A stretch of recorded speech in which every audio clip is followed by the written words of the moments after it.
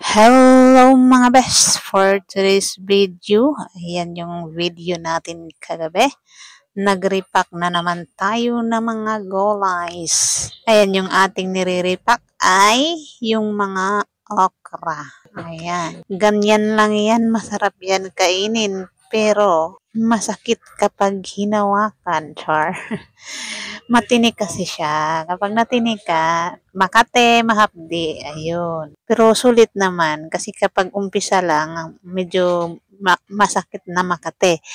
Pag nasanay ka na, maya ay tuloy-tuloy na. Minsan naman, dinadakot ko ng maramihan, ayun, natusok na naman, makati na naman. Ayan, buti nga lang kagabi at medyo marami-rami kami at mabilis din kaming natapos na ikarga na lahat. Ayan, so yung mga gulay natin dyan nga available, meron tayong okra, meron tayong sitaw, may pipino, at may kangkong din, tapos yung kalamansi. So, yun lang yata ang available. Ay, may talong din palang humabol kagabi. At kunti lang yung stock natin ng talong. At pulibok na, wala talagang tira. Ayan. So, ganyan tayo. Pili-pili. Yung ano natin dyan sa okra is yung masyadong maliliit, tapos yung masyadong malalaki ay ibubukod natin yan. Kasi nga, pipiliin yan ng mga customers. At ganyan lang yan mga best. Pero mabubuhay tayong lahat niyan.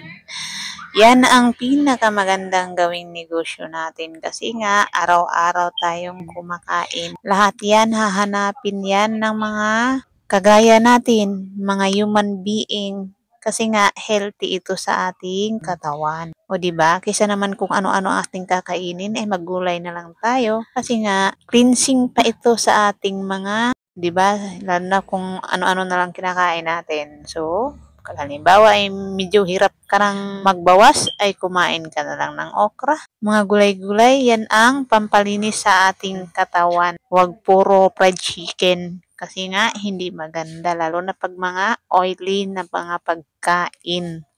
Diyan tayo makakakuha ng mga karamdaman. So, mas magandang maggulay-gulay. Kasi nga, ito ay maganda sa ating katawan at pampahaba pa ng buhay. So, ayan, pili-pili. Tagal na naming natapos kaya. Kahit marami kaming gumagawa, ay talagang matatagalan kaming matapos kasi nga marami rin yung ating produkto.